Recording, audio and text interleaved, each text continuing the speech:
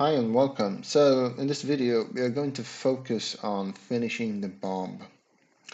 Currently it doesn't have any effects and it's not having any sound, and also I have made some change to it. I did that before recording this video so I could test. So we are going to do some changes and finish this so it looks good and test it afterwards. So let's get started. So what I'm going to do is I want you to open up the bomb actor here.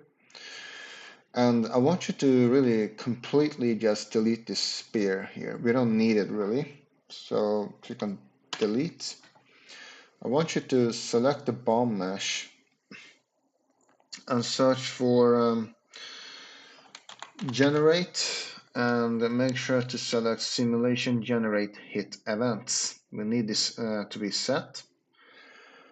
And once this is done, I want you to go down to the collision settings. Go to the collision settings. I want you to change this to custom for the presets. So the collision presets should be set to custom. Make sure you have selected physics only here for collision enabled, physics only. Object type should be world dynamic. Make sure it's set to block everything. Okay. These are the settings we need. So if you go to the event graph, we are I'm gonna use this code as a placeholder really, because these are the tests I've done to make it work. So I'm gonna just do this and do this. So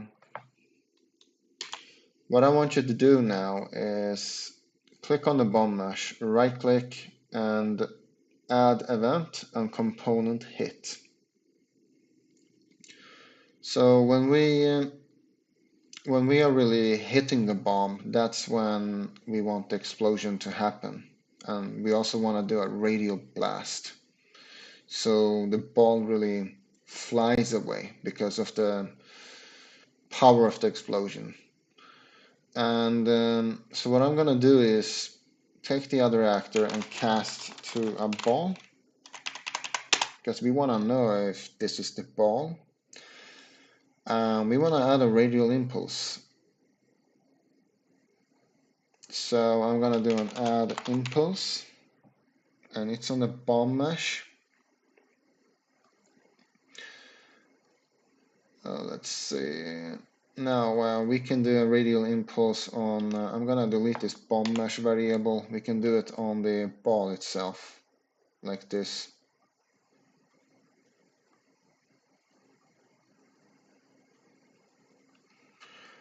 And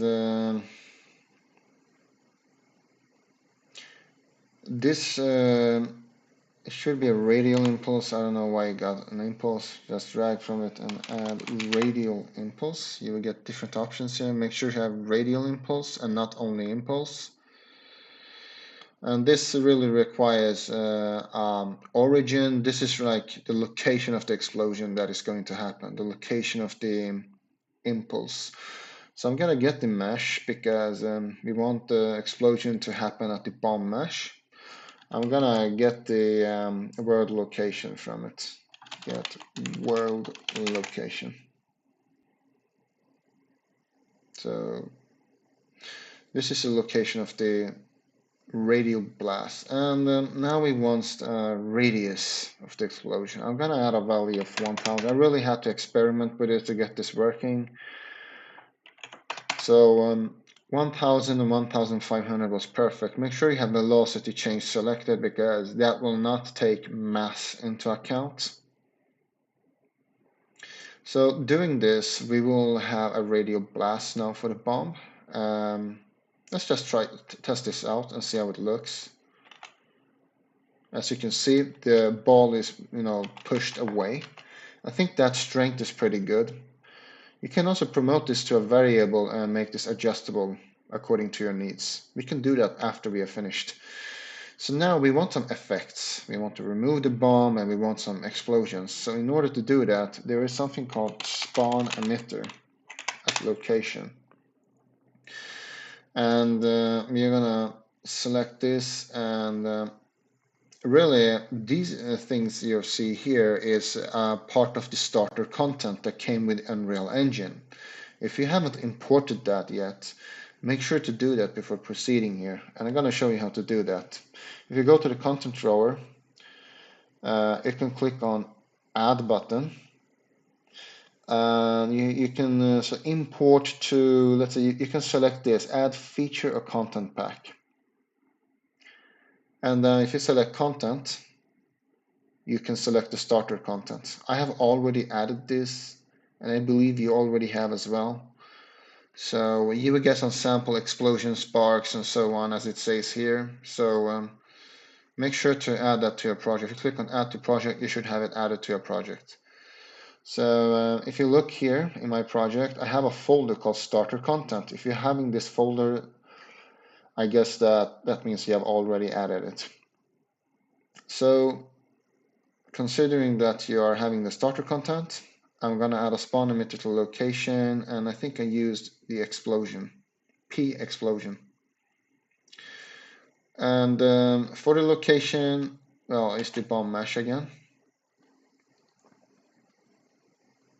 I'm gonna make some more space here. I'm gonna scale up the explosion, so I'm gonna set everything to a value of 3, because otherwise the explosion effect will look too small. So make sure auto destroy is selected, pooling method none, auto activate system should be set. And now we are gonna play some sound at a specified location. So I'm gonna do a play sound at location.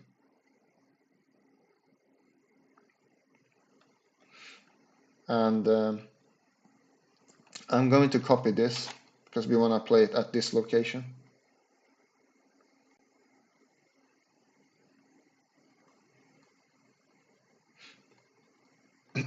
And finally, we want to destroy the actor. But let's just search for the sound to play. I'm going to search for X, and we have an explosion Q. And then we want to destroy the actor. If you wonder what an explosion Q is really, I'm just going to click on browse here, and you can see. But this is like the blueprint file, but for audios. Okay, we can do different things in here. And as you can see, in this blueprint file for this explosion Q, as it is called, we are having two sounds here as an output in this queue. Because if you look at this output node here, this is what selects which audio that comes out. And we are having a random node here, which means that we are randomly selecting between explosion 1 and explosion 2. So randomly we play one of these each time. If you click on play queue up here, you can see how it behaves.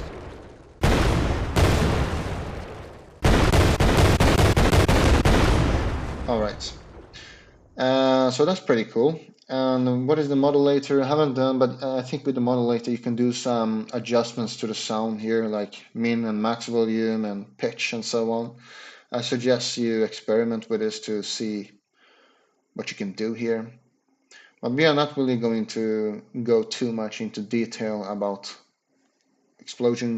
queues in general, but this explosion queue. I just wanted to show you that this does exist, and you can adjust some settings when it comes to sound in here. Let's go back to the bomb actor here. So we are playing this explosion Q sound, and then we are destroying the bomb actor. So let's just try this out and see one more time how this behaves. Perfect. It looks much better now. It exploded and pushed my ball away. So when you're building your level, you can place these out as traps to make the level more fun to play. So really that's it for the bomb. It's working perfectly. And also what you can do, if you want to make this even more flexible, you can, for the bomb actor, you can just promote these two variables to You can promote these two variables, and just drag and promote to variable, and you can see we have our strength here. I'm gonna push this I here so we can access it from the scene. I'm gonna do the same thing for radius.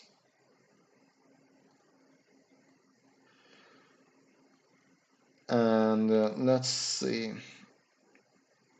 Make sure compile and save, and make sure the strength value is 1500 and the radius is 1000. But again, these can be adjusted, according to your will. I'm gonna show you what I mean with that. I'm gonna close that queue, and if I just go to the scene now, if you look here, I'm gonna minimize this, and yeah. So if you look at the scene, I'm gonna go to the details field when I have the bomb selected. I'm gonna, yeah, you can see here in the details setting we have something called strength, that is 1500. You can adjust it for each bomb that you place out, so they can have different strengths. So you can, adjust it however you want. And well, for the star, we don't have any pickup sound, but you could add one if you wanted to. And let's see what we can do about it. I'm gonna click the star and click Edit Star. And now the star is picked. The star actor is showing here, the blueprint for it. And here we are using a spear which we overlap to pick it up. And we're adding score and then destroying the star. So what we could do is play some sound somewhere here. So let's do a play sound. What about play sound at location? I think this is even better. And we are gonna get the actor location.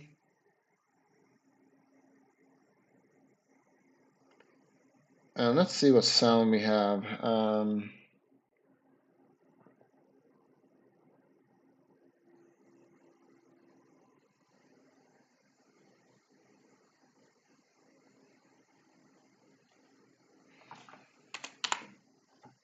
Okay. We don't really have a pickup sound, but let's see if we can find something. How about sparks? I haven't really tested this one out.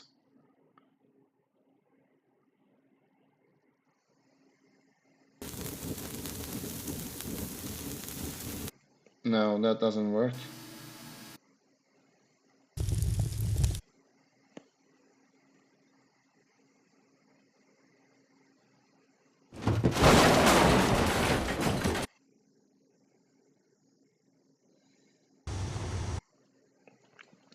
Really, I'm not really finding any sounds for this as of yet.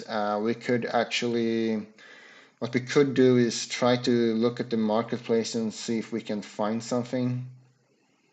And let's quickly check that, if we can do that. I'm gonna go to the marketplace. Let's search for audio. I'm gonna search for pickup. I'm gonna set this to free. All right.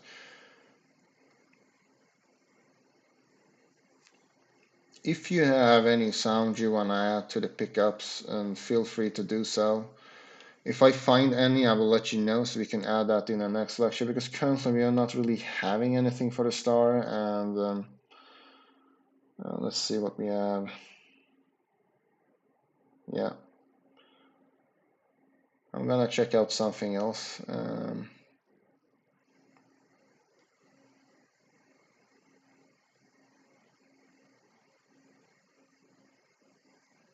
If I go back to our, I'm gonna go to the Apex launcher library.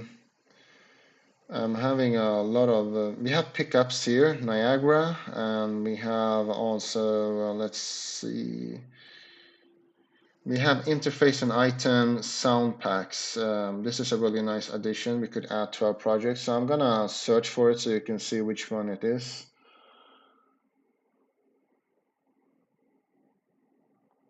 It's called, I'm gonna search for interface sound. Well, it's this one here. Interface and item sound packs. So if you just search for it, you will find it. We also have some pickup sounds for this one. So I'm gonna add this to our project. Make sure you do the same thing. Just take a few seconds to download it. It should be added by now. Keeps downloading. There you go. So let's see. Now currently I've downloaded it, and it's called Interface and Item Sounds. I'm gonna move it to our assets folder soon, but let's first try this out. So we have many cues here. Yes, way too many. Let's just search for pickup. Okay, we can find something ourselves otherwise. We have something called coin. This could work actually. I think coins 02Q was a pretty good sound. You can choose whichever you want. I'm gonna go with this one. So if you select this and go here and click this button here, it will select it for you, coins 02.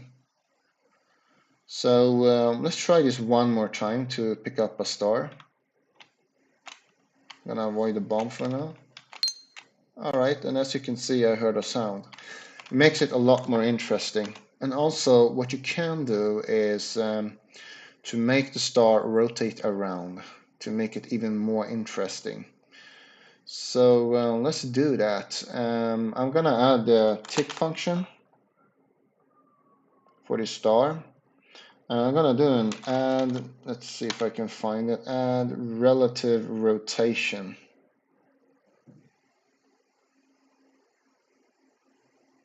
I'm gonna add a relative rotation to the star mesh. And this will run every single second, you know, or every single tick, I would rather say. So try a value and see how it works. I'm gonna go with the Z value because we wanna rotate around the Z axis.